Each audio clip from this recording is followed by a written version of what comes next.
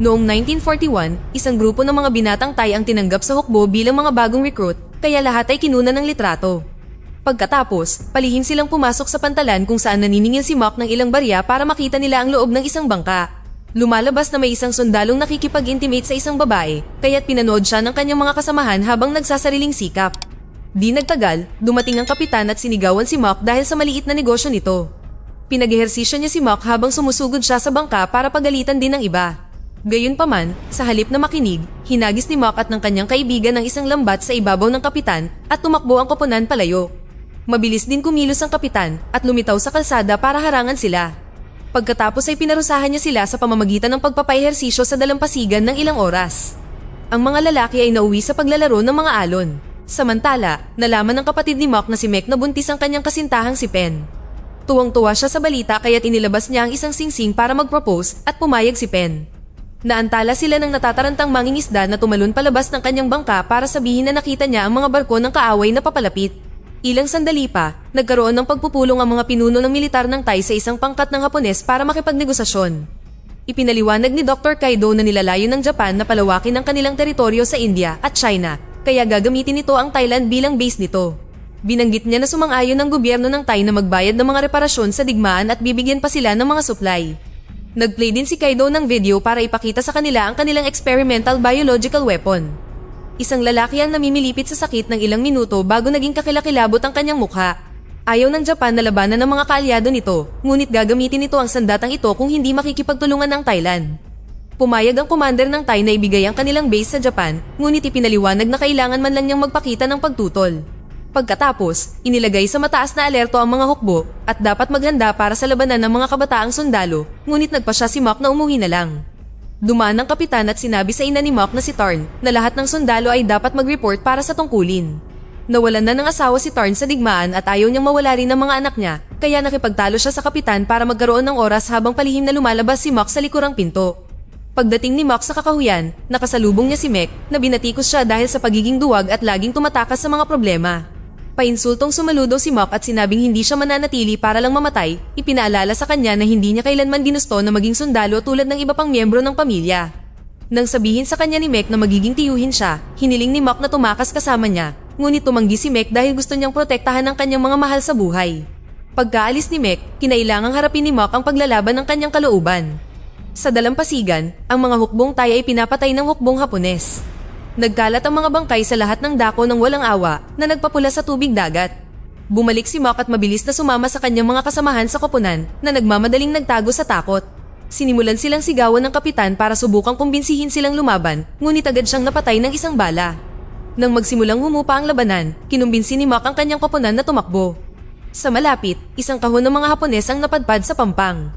Bigla itong bumukas at isang zombie ang gumapang palabas. Kalaunan sa kakahuyan, patuloy na tumatakbo ang mga kabataang sundalo, ngunit may mabilis na gumagalaw sa mga puno, isa-isang lumulundag sa mga lalaki upang patayin sila. Pagkatapos ng maraming pagtakbo, napagtanto ni Mock na siya na lang ang natitirang sundalo. Ang mas malala pa, nakatapak siya sa isang lusak at ngayon ay unti-unti na siyang lumulubog. Sa loob lamang ng ilang segundo, ang kanyang buong katawan ay nasa ilalim ng tubig. Sa sandaling iyon, isang sundalo ang lumapit sa tubig at hinila palabas si Mock. Matapos huminga ng malalim, tumingala si Mock at nagimbal ng matuklasan na siya ay nailigtas ng isang zombie. Sa katunayan, pinalibutan ng lahat ng kanyang mga kasamahan sa koponan ng lusak na nagpapakita na silang lahat ay nagbago na. Sa opisina, ang mga pinuno ng militar ng Thai at si Kaido ay nakikinig sa balita na kinumpirma na ang gobyerno ng Thai ay humiling ng ceasefire at ngayon ay nakikipagnegosasyon na sa Japan. Ilang sandali pa, isang patrol team ang nakarating sa kagubatan at nakakita ng mga buto na nakasabit sa isang baging. Biglang nanginig ang baging na ito at ang ingay ay nag-alerto sa mga zombie na lumabas mula sa kanilang pinagtataguan upang umatake. Agad na nagpaputok ang patrol at natumba ang mga zombie. Pagkatapos ng ilang minutong pagbaril ng walang direksyon, sinubukan ng mga sundalo na kunin ang mga bangkay, ngunit nakita nilang wala na ang mga zombie. Nang lumingon sila, natuklasan nilang nawawala ang kalahati ng ulo ng kanilang pinuno at kinakain ito ng isang zombie. Bumalik ang iba pang mga zombie at mabilis silang pinalibutan ng isang sorpresang pag-atake. Sa base, desperadong hinahanap ng isang ina ang kanyang nawawalang asawa. Naroon si Pen na nagtatrabaho bilang isang nurse at kinomfort siya. Sinabi sa kanya na malapit nang mahanap ng mga search team ang lahat. Ipinahayag ng radyo na naging maayos ang negosasyon at magkaibigan na ang Japan at Thailand, kaya hiniling sa mga mamamayan ng Thai na suportahan ang mga hukbong Hapones. Maya-maya, dumating si Mek sa kagubatan upang hanapin ang kanyang kapatid, ngunit mga piraso lamang ng katawan at isang maliit na apoy ang natagpuan niya. Bigla, nakarinig siya ng ingay at sinundan ito sa isang spike pit kung saan nakita niya ang isang sundalo sa ilalim. Itinali ni Mek ang lubid sa isang puno at bumaba sa hukay, gustong tulungan ng lalaki. Gayunpaman, kinilabutan siya nang makita ang isang zombie na nawawala ang mukha. Agad siyang inatake ng zombie, kaya kumuha si Mek ng spike para lumaban. Pagkatapos ng ilang pakikipagpunyagi, itinulak ni Mek ang zombie pabalik at natusok ang ulo nito. Gayunpaman, patuloy na gumagalaw ang zombie. Pagkatapos, hinawakan ni Mek ang lubid at nagsimulang umakyat palabas, ngunit hinawakan ng zombie ang kanyang binti at hinila siya pababa, dahilan para aksidente niyang mahulog ang kanyang relo. Habang nahuhulog siya, nagawa ni Mek na makuha ang isang spike mula sa namamatay na apoy. Agad na sinindihan ng spark ang zombie at sa wakas ay napatay niya ito. Isang spark din ang nakasira sa mata ni Mek. Sa dalampasigan, nagising si Mok na napapaligiran ng mas maraming zombie at mga kinagat na bangkay. Habang pinapanood niya ang isang paru-paro, naisip niya ang nangyari sa kagubatan. Lumalabas na nakagat si Mok at naging zombie rin. Nagpista ang iba pang mga zombie at isang babae ang natanggalan ng mga organo habang si Mok ay tumalon sa isang maliit na batang babae. Sa kasalukuyan, sumigaw si Mok sa pagkadismaya nang mapagtanto niyang isa na siyang halimaw. Nang bumalik si Mek sa base, sinabi niya sa kanyang mga nakatataas ang kanyang nakita. Hawak ni Kaido ang kahon na wala ng laman at desperadong tinanong si Mek kung saan. Pagkatapos ay nagplay si Kaido ng ilang video upang pag-aralan muli ang lumang pananaliksik. Ang kanyang biological weapon ay itinuturing na isang virus at sinubukan sa dalawang grupo ng hayop. Ang mga nakaligtas mula sa unang grupo ay nagpakita ng mataas na antas ng lakas, pagiging agresibo, at mahusay na pakikipaglaban. Mayroon din silang mga palatandaan ng kanibalismo. Gayunpaman, ang mga nakaligtas mula sa ikalawang grupo ay hindi umaatake. Kahit na mas malakas at mas mabilis sila, tila mayroon silang kaunting pagpipigil sa sarili. Sa kagubatan, tiningnan ni Mok ang mga piraso ng katawan sa lupa, ngunit hindi siya tumugon. Malapit sa hukay, natagpuan niya ang relo ng kanyang kapatid at kinuha ito. May larawan ng kanyang mga magulang na nagpaiyak sa kanya, ngunit ang pag-iyak na ito ay agad na nauwi sa ungol at ang iba pang mga zombie ay umungol din. Sa mga medical tent, tiningnan ni Mek ang mga pasyente upang hanapin ang kanyang kapatid ngunit walang nangyari. Narinig siya ng isang nakaligtas na nagsasalita at sinabi sa kanya na nakita niya si Mok kanina. Gustong-gusto ni Mek na malaman kung saan, ngunit ang kanyang pagtatanong ay naantala ng kanyang commander na hinihiling sa kanya na dumalo sa isang meeting. Sa pangunahing tent, isang sundalong Hapones ang pinagalitan dahil sa pagkawala ng kahon, kaya hinarap niya ang kanyang kahihiyan sa pamamagitan ng pagtapos sa sarili gamit ang isang kutsilyo. Nang dumating ang commander at si Mek, ipinaliwanag ni Kaido na ang kanyang biological weapon ay nakatakas mula sa kahon at maaari rin itong gawing zombie ang ibang tao. Gusto itong iulat ng commander, ngunit ipinagbawal ito ni Kapitan Nakamura. Ipinaliwanag niya na may plano siya upang asikasuhin ito habang pinapanatili itong lihim at ipinakita sa kanila ang isang opisyal na dokumento mula sa mga pinuno ng militar ng Thai na pumipilit kay Mek at sa kanyang commander na sumali sa Destroyer Task Force upang hulihin ng buhay ang lahat ng mga zombie. Sa kagubatan, pinanood ni Mok ang iba pang mga zombie na kinakain ng anumang katawan na kanilang matagpuan sa lupa. Naalala niya ang paghabol sa batang babae at pagkain dito ng walang awa na pumuno sa kanya ng pagkakasala. Kinuha ni Mok ang isang baril at sinubukang tapusin ang sarili, ngunit biglang uminit ang kanyang katawan at nagsimulang maglabas ng kakaibang likido na nagpasiklab sa kanyang mga kamay. Bago pa man masunog ang kanyang buong katawan, isa pang zombie ang nagtulak sa kanya sa putik upang patayin ang apoy at tinakpan din ang kanyang buong katawan ng putik. Kasabay nito, ipinagpatuloy ni Kaido ang pagsusuri sa pananaliksik. Nang mas malaking dosis ng virus ang itinurok, positibo ang reaksyon. Natuklasan nila na sa mga partikular na nakaka-stress o emosyonal na sandali, ang mga espesimen ay may kakayahang magliyab ng kusa. Kaya, napagtanto ni Kaido na ang kahinaan ng zombie ay apoy. Nang subukan ng virus sa mga tao, nagsimula itong mag-evolve. Pagkalipas ng ilang oras, nagising si Mok sa isang kuweba kung saan lahat ng mga zombie ay nagising din mula sa pag-idlip. Ang pinuno ng grupo, si Nobu, ay nagdala ng hayop para sa hapunan at umungol sila sa kanya sa desperasyon, ngunit umungol ng mas malakas si Nobu bilang tugon upang mapasuko sila. Pagkaalis ni Nobu, nagmadali ang mga zombie na kainin ng hayop. Sinundan ni Mok si Nobu at natagpuan siya sa isang sulok ng kuweba, umiiyak habang tinitingnan ang mga larawan ng kanyang asawa at ang tulang isinulat nito para sa kanya. Dahil dito, muling tiningnan ni Mok ang larawan ng kanyang mga magulang at naalala niya ang araw na pumunta ang kapitan sa kanyang bahay upang kunin si Mek. Natuwa si Mok na wala na ang kanyang kapatid dahil makukuha niya ang kanyang kama at kumanta ng bastos na kanta tungkol sa pagkamatay ni Mek sa labanan na ikinagalit ng iba.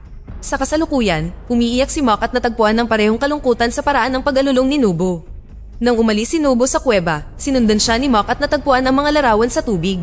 Nakatayo si Nobu sa ilog at nakatitig sa unahan dahil nag-hallucinate siya sa multo ng kanyang asawa. Ibinahagi ng babae ang matatamis na salita at binigkas ang tula na nagdulot kay Nobu ng maraming kalungkutan at stress. Matapos sumigaw sa pagkabigo, ang katawan ni Nobu ay natunaw sa abo na dumampi sa isang halaman upang mamulaklak ito. Samantala, ang iba pang mga zombie ay kumakain ng isang malaking hayop, ngunit gutom pa rin sila. Isa sa kanila ang nagsalita at sinabi sa kanyang mga kaibigan na ang Japan ang gumawa sa kanila ng ganito, kaya dapat nilang kainin ang mga ito bilang paghihiganti. Sa kagubatan, natagpuan ng task force ang isang massacre. May dugo, laman, at mga paa at kamay sa lahat ng dako, kaya sinundan nila ang bakas ng pagkawasak upang patuloy na hanapin ang mga zombie. Nang sa wakas ay may narinig silang ingay sa malapit, pinagtago ni Nakamura ang kanyang koponan. Pagkatapos ay bumunot siya ng kutsilyo upang magbuhos ng dugo. Isang zombie ang agad na naakit sa amoy at lumapit kay Nakamura. Ngunit bago pa siya makaatake, binaril siya ng isang sundalo gamit ang sibat upang hulihin siya. Sa base, ang nahuling zombie ay ikinulong sa isang hawla. Binuhusan siya ng mainit na tubig ng mga sundalo at nagreklamo si Mek na itinuturing itong pagpapahirap. Naisip niya na mas makabubuting patayin ang nilalang, ngunit nais ni Kaido na hulihin ang lahat ng mga zombie at panatilihing buhay ang mga ito upang pag-aralan. Sa sandaling iyon, tinanggal ng zombie ang sibat sa kanyang katawan at inalog ang mga rehas ng hawla, kaya binaril siya ng isang sundalo ng ilang beses. Labis na nahihirapan ng zombie, ngunit hindi ito namamatay.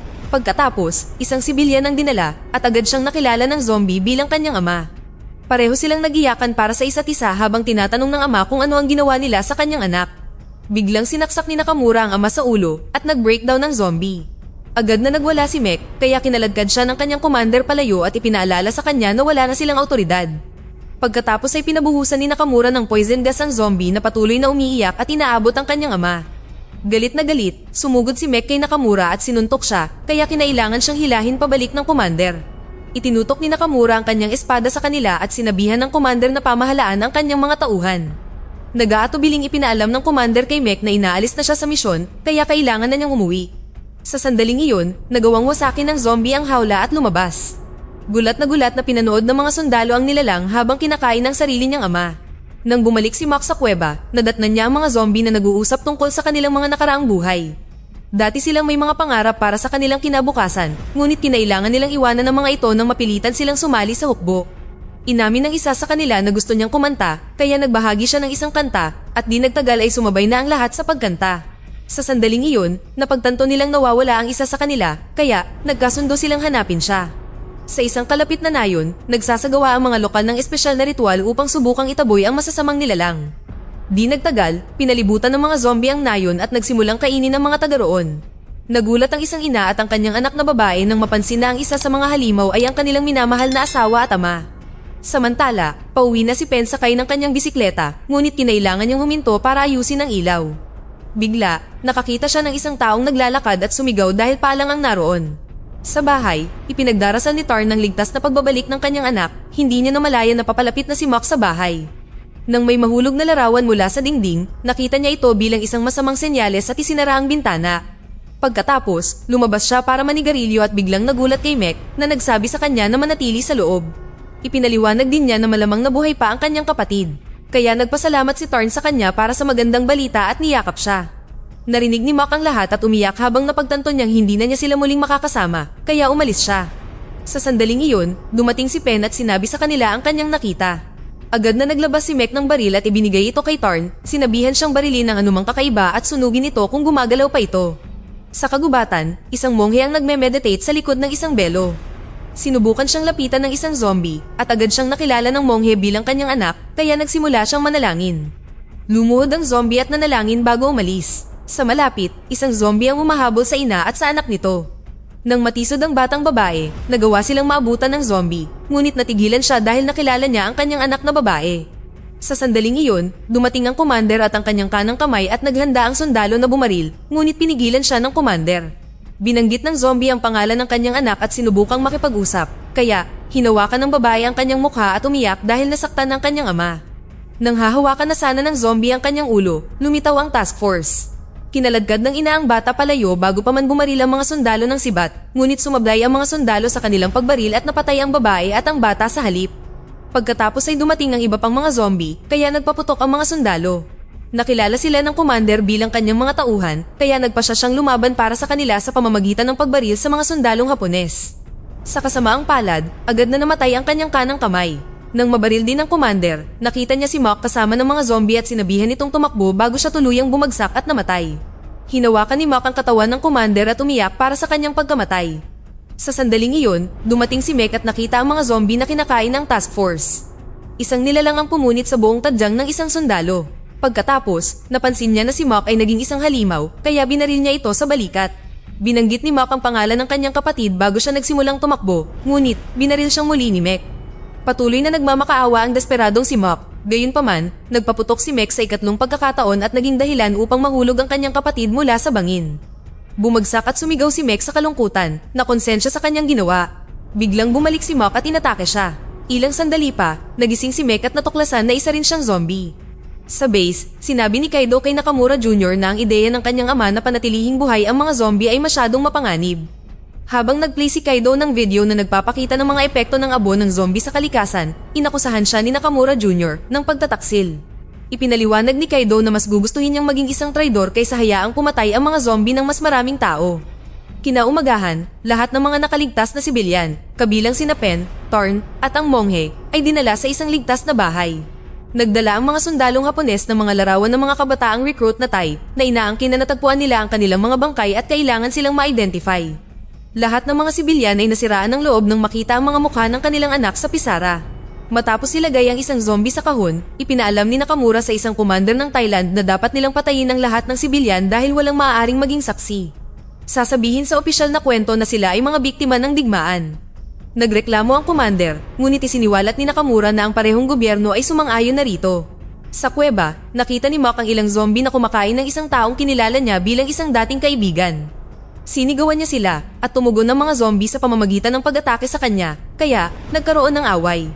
Nang makita ni Mek na natalo ang kanyang kapatid, sumugod siya upang tulungan ito at isiniwalat na nakakuha siya ng pambihirang lakas. Madali niyang natalo ang buong grupo at umungol sa kanila sa galit, dahilan upang mapaluhod sila bilang pagsuko. Sa sandaling iyon, isa pang zombie ang pumasok sa kuweba. Ipinaliwanag niya na siya ay nabihag at pinahirapan, ngunit nakatakas siya. Ibinahagi rin niya na ang kanilang mga magulang ay malapit ng patayin. Iniisip ni Mok na ito ay isang patibong upang akitin sila palabas, ngunit tumanggi si Mek na pabayaan ang kanyang pamilya at tinawag muli ang kanyang kapatid na duwag. Sa kagubatan, isang sundalo ang gumagabay sa mga sibilyan sa pamamagitan ng dahilan na panalangin habang si Nakamura at ang kanyang mga sundalo ay nagbabantay mula sa kanilang pinagtataguan. Sinubukan ni Nakamura Jr. na kausapin ang kanyang ama, ngunit hindi siya pinansin. Di nagtagal, dumating ang mga zombie at nasiraan ng loob ang mga sibilyan nang makita nila kung ano na ang kinahinatnan ng kanilang mga anak. Pagkatapos, inutusan ni Nakamura ang kanyang mga tauhan na magpaputok kaya nagsimulang mapatay ang mga sibilyan. Isa-isa, lahat sila ay bumagsak at namatay sa lupa. Tumakbo ang mga zombie upang yakapin ang kanilang mga naghihingalong kamag-anak habang umiiyak sila sa kalungkutan. Kumapit si Mok sa kanyang ina habang si Mek ay umiiyak para kay Pen. Pagkatapos ng ilang pag-aatubili, nagpa siya si Mek na kagatin ng kanyang kasintahan upang mapanatili itong buhay sa pamamagitan ng pagbabagong anyo. Sa sandaling iyon, pinindot ni Nakamura ang isang buton upang maglabas ng isang nakatagong hawla mula sa tumpok ng mga dahon at nahuli ang lahat ng mga zombie. Habang ikinakandado ng isang sundalo ang hawla, kinagat din ni Mek ang kanyang ina, ngunit huli na ang lahat para sa kanya, kaya hindi siya nagbagong anyo. Kinagat ng isa pang zombie ang sundalo sa kandado, dahilan upang tumakbo siya pabalik sa kanyang koponan. Sa loob lamang ng ilang minuto, ang sundalo ay nag-transform bilang isang zombie at sinubukang atakihin ang natitirang bahagi ng task force. Mabilis na binunot ni Nakamura ang kanyang espada at hiniwa ang kanyang leeg para ibagsak siya. Patuloy na niyuyugyug ng mga zombie ang hawla sa galit at dahil sa lakas ni Mek, nasira ang kandado. Pagkatapos ay lumabas ang mga zombie para sa lakayin ng task force at di nagtagal ay may mga bagong nilalang mula sa mga nakagat na Hapones. Takot na takot si Nakamura at naghagis ng 2 granada at ang pagsabog ay nakapatay ng ilang zombie, ngunit karamihan sa kanila ay nakatakas. Sa kagubatan, nasasanay na si Pen sa pagiging isang zombie. Inihayag ni Mek na nagnakaw siya ng espada mula sa isang sundalong namatay at inanunsyo na gusto niyang maghiganti habang nangingitim ang kanyang mga mata. Nagbigay siya ng talumpati para hikayatin ng iba pang mga zombie na suportahan siya, ngunit nag-alala si Mok nang sabihin ng kanyang kapatid na kailangan nilang gumawa ng mas maraming zombie para sa kanilang koponan dahil sa palagay niya ay hindi dapat magdusa ang ibang tao tulad nila. Nagreklamo rin ng isa pang zombie, iginiit na namatay ang kanyang kapatid sa pagsabog, kaya ang paghihiganting ito ay hahantong lamang sa mas maraming kamatayan. Kinuha ni Mek ang espada para parusahan siya, ngunit namagitan si Pen para magsilbing kalasag at napatay. Sumigaw si Mok sa kalungkutan, ngunit hindi tumugon si Mek. Pinatay lang niya ang isa pang zombie at sinabing may plano siya. Kinabukasan, nagising si Mock na iniisip ang kanyang pamilya at lahat ng mga magulong bagay na nangyari sa mga nakaraang araw, hindi kayang harapin ang napakaraming emosyon. Bigla, nakakita siya ng halusinasyon tungkol sa kanyang pamilya at ang kanyang katawan ay nagsimulang maging abo. Gayunpaman, nang maalala niya ang pagtawag sa kanya ng kanyang kapatid na duwag na walang ipinaglalaban, naganyong zombie muli siya. Sa base, sumugod si Nakamura sa tent ni Kaido at binaril ito sa ulo. Pagkatapos, hinanap niya ang lahat ng talaan ni Kaido at nalaman na mahina ang mga zombie sa apoy, kaya sinabihan niya ang kanyang mga tauhan na kunin ang flamethrower. Ilang sandali pa, sinusundan ni Nakamura at ng kanyang mga sundalo ang ilang zombie sa kagubatan. Kalaunan ay dinala sila ng habulan sa isang kuweba kung saan nagulat sila nang makita ang libu-libong alitaptap. Bigla, nawala ang lahat ng mga insekto at ginamit ng mga zombie ang kadiliman upang umatake. Agad na nagpaputok ang mga sundalo, ngunit hindi napatay ng mga bala ang mga zombie, kaya madali para sa kanila na sumulong at sinimulang kagatin ang mga miyembro ng task force isa-isa. Nang paganahin ng isang lalaki ang flamethrower, napilitan ng mga zombie na tumakas, kaya't isa na namang habulan ang naganap. Natagpuan ng task force ang mga zombie na kumakain ng isa sa kanilang mga sundalo. Kaya, nagpaputok silang muli habang tumatakbo upang magtago sa isang makitid na daanan. Sinundan sila ng mga zombie at isa-isa, ang mga sundalong Hapones ay napatay ng walang awa. Ang tanging nakaligtas ay si Nakamura na umalis sa lagusan at tumakbo hanggang sa mahulog sa putik. Mabilis niyang binalutan ng putik ang buong katawan niya at tumayo sa pader. Kaya, nang hanapin siya ng mga zombie, hindi nila siya nakita at nagpatuloy lamang sa paglalakad. Pagkatapos, nagsimulang gumalaw ng maingat si Nakamura, nagpaplano ng sorpresang pag-atake. Gayunpaman, isang alitaptap ang lumitaw at ibinunyag ang kanyang posisyon, kaya't bumalik ang mga zombie para sa kanya. Sinubukan ni Nakamura na paganahin ng flamethrower, ngunit nabara ito ng putik. Habang kinakagat ng mga zombie si Nakamura, nagsimulang magbagong anyo ang mga namatay na sundalong Hapones. Di nagtagal, naging zombie na rin si Nakamura. Kasabay nito, dumating si Mock at natagpuan ang flamethrower sa lupa. Nang subukang umalis ng mga zombie ang tay sa kuweba, natagpuan nila si Mock na nakaharang sa pasukan. Umiyak si Mock para sa kanyang kapatid at mga kasamahan sa koponan na nag-trigger ng alaala kay Mek. Bumalik sa normal ang kanyang mga mata at sumaludo kay Mock na gumamit ng flamethrower para sunugin silang lahat. Dumating din si Nakamura at ang task force sa pasukan nang matapos silang mag-transform. Agad na sinugod sila ni Mek at ng kanyang mga tauhan para ikalat ang apoy para sabay-sabay na mamatay ang lahat. Matapos gunitain ang kanyang mga kaibigan sa huling pagkakataon, tumalon din si Mock para salubungin ang kanyang kamatayan. Dito na nagtatapos ang ating kwento. Sana ay nagustuhan nyo. Mag-subscribe na kung hindi ka pa nakasubscribe, pindutin na rin ang notification bell at like button upang matulungan ang channel at mag-iwan na rin ng komento. Maraming salamat sa panonood.